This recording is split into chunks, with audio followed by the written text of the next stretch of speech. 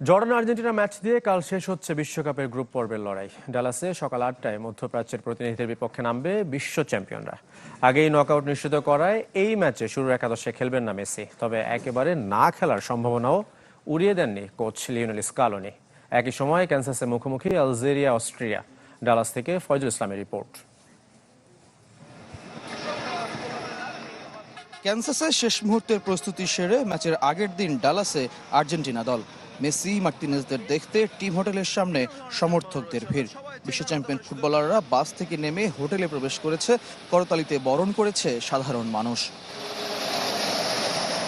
ডালাসের এটিএনটি স্টেডিয়ামে দ্বিতীয় ম্যাচের অপেক্ষায় লিওনেল স্কালোনির দল।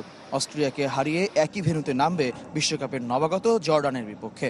নকআউট চূড়ান্ত আর প্রতিপক্ষ বিবেচনায় একাধিক পরিবর্তনের স্কোয়াড মাঠে নামানোর অপেক্ষায় স্কালোনি। শুরুর একাদশে থাকছেন না আর্জেন্টাইন সুপারস্টার মেসি।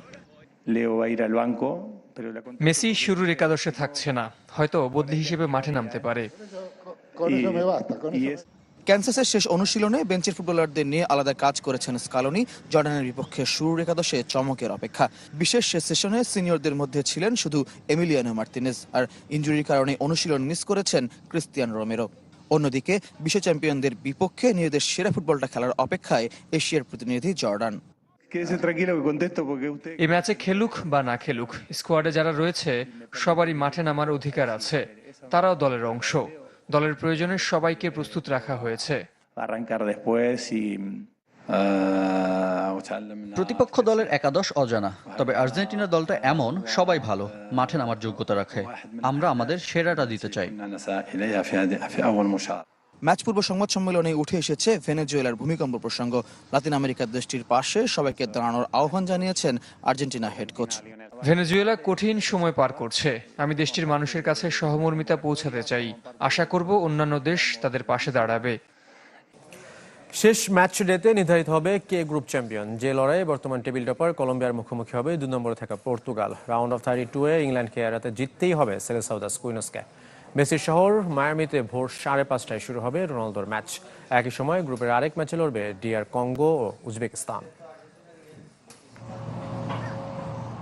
ভেনেজুয়েলার ভূমিকম্প আর মানবিক বিপর্যয় কাঁপিয়ে দিয়েছে বিশ্বকে, যা ছুঁয়ে গেছে পর্তুগাল দলকেও। নীরবতায় শুরু অনুশীলন, যেখানে মধ্যমণি ক্রিস্তিয়ানো রোনালদো, দলের চেয়েও যেন বড় তিনি।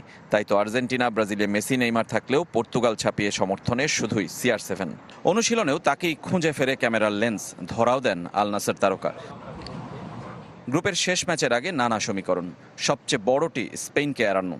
যে হবে গ্রুপ সেরা তারাই বেঁচে যাবে।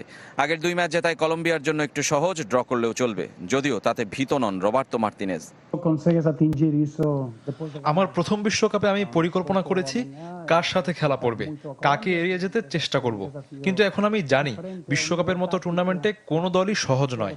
তাই সামনে কি অপেক্ষা করছে সেটা ভুলে সেরাটা দিয়ে জয়ের জন্য খেলতে চাই। এবার ক্রিকেটের খবর। কাল একমাত্র টেস্টে জিম্বাবুয়ের বিপক্ষে নামবে বাংলাদেশ। হারারে স্পোর্টস ক্লাবে ম্যাচ শুরু দুপুর 1:30টায়। 4 বছর পর ওডিশিয়ানদের মাটিতে খেলতে গেল টাইগাররা। একমাত্র টেস্ট শেষে 3টি করে ওয়ানডে ও টি20 খেলবে দুদল। সাদা পোশাকে টাইগারদের নেতৃত্ব দেবেন নাজমুল হোসেন শান্ত। চোটের কারণে স্কোয়াডে পরিবর্তন এনেছে বাংলাদেশ। 28 জুন একমাত্র টেস্টে মাঠে নামবে 2 দল। তার আগে নিজেদের ঝালিয়ে নিয়েছেন সাইফ মুশফিকরা। নেটে ব্যাট করেছেন দীর্ঘ সময়। বল হাতেও নিজেদের ঝালিয়ে নিয়েছেন এবাদত খালিদরা। এদিকে কাউন্টি ক্রিকেটে কেন্টের হয়ে দুর্দান্ত পারফরমেন্স করার পর জাতীয় দলের সঙ্গে যোগ দিয়েছেন পেসার হাসান মাহমুদ। জিম্বাবুয়ের কন্ডিশন ও প্রস্তুতি 2 দিক থেকেই দল বেশ ইতিবাচক অবস্থায় আছে।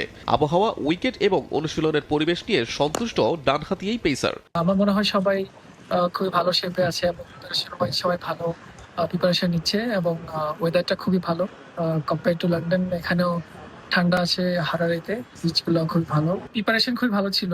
সবার সাথে আবার দেখা এবং প্র্যাকটিস করা। আমার মনে হয় যে আবার নতুন একটা অধ্যায় শুরু এবং ভালো একটা টেস্ট ম্যাচ হবে আমাদের।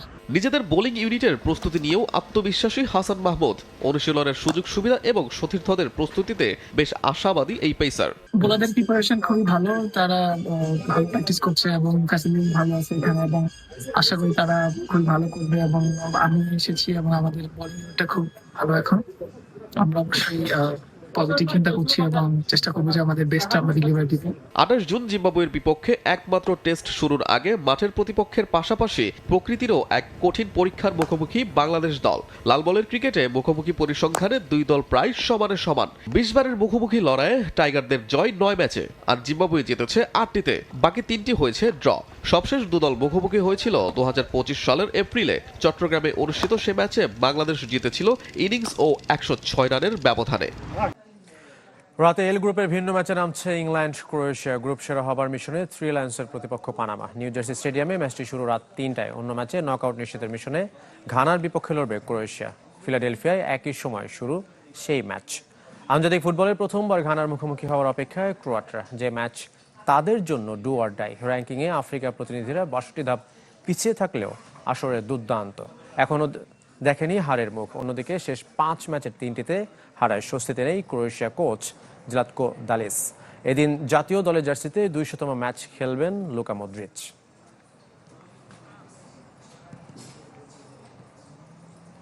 গ্রুপ পর্বের শেষ ম্যাচে শীর্ষস্থান পাকাপোক্ত করার সুযোগ ইংল্যান্ডের সামনে। তবে শেষ ম্যাচের আগে চিন্তার কারণে ইনজুরি, হ্যামস্ট্রিং ইনজুরিতে ছিটকে গেছেন জেমস রিস।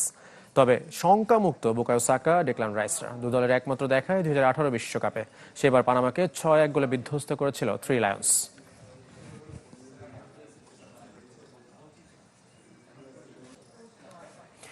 একদিন পর আবারও মাঠের অনুশীলনে ব্রাজিল। তবে স্কটিশদের বিপক্ষে খেলা শুরুর একাদশের মাত্র 4 জন ছিলেন আনচেলত্তির পাঠশালায়। জাপান ম্যাচের আগে ফিফার কাছে আনুষ্ঠানিকভাবে মেক্সিকান রেফারি সিজার রামোসের বিরুদ্ধে অভিযোগ জানিয়েছে সিভিএফ। হেক্সা মিশনে প্রথম পর্ব ঠিকঠাকভাবে শেষ করেছে ব্রাজিল। এবার পরের ধাপ রাউন্ড অফ 32, যেখানে অপেক্ষায় আসরের অন্যতম ধারাবাহিক দল জাপান। একদিন বিরতি দিয়ে নিউ জার্সিতে আবারও মাঠের অনুশীলনে সেলেসাও। তবে স্কটল্যান্ডের বিপক্ষে শুরুর একাদশে খেলা মাত্র 3 ফুটবলার ছিলেন এদিন আনচেলত্তির পাঠশালায়। ভিনিসিয়াস জুনিয়র, রায়ান ও ডগলাস সান্তোস সেই তালিকায়। জাপান ম্যাচের জন্য কি ভিন্ন কিছু ভাবছেন আনচেলত্তি? সে উত্তর দিয়েছেন তরুণ winger Rayan. jogador muito importante pra gente, tá vivendo uma fase incrível. সে আমাদের বলেছে আগে ডিফেন্স করতে, পরে গোলের চিন্তা। স্কটল্যান্ড ম্যাচে আমরা তাই করেছি। আশা করি জাপান ম্যাচেও এই পরিকল্পনা কাজে দেবে। আমরা জানি জাপান দল হিসেবে দারুণ। Acho que foi por causa da folga ontem mesmo pra gente. গেল অক্টোবরে জাপানের সাথে হেরেছে ব্রাজিল। সে দলের শুরুর একাদশের 4 জন এবারও ম্যাচ শুরু করতে পারেন। Casemiro, Bruno Guimaraes, Vinicius Junior ও লুকাস পাকেতারা সেরা combination. Gabriel Martinelli, Luis Henrique থাকলেও তাদের ভাগ্যে সাবস্টিটিউশন। তবে ইতিহাস সেলেসাওদের পক্ষে। অক্টোবরের আগে 13 দেখায় কখনো জাপানের বিপক্ষে হারেনি 5 বারের বিশ্ব চ্যাম্পিয়নরা। 11 জয়ের সাথে 2 ড্র। হিউস্টনে সোমবার দু দলের লড়াই, কিন্তু এর আগে আলোচনায় গেল ম্যাচে ভিনিসিয়াসের গোল বাতিল। ব্রাজিলিয়ান গণমাধ্যম এস্তাদাওয়ের মতে ফিফায় আনুষ্ঠানিকভাবে মেক্সিকান রেফারি সিজার রামোসের বিরুদ্ধে অভিযোগ জানিয়েছে সিভিএফ। পরবর্তীতে যেন তাকে আর ব্রাজিল ম্যাচের দায়িত্ব না দেয়া হয়।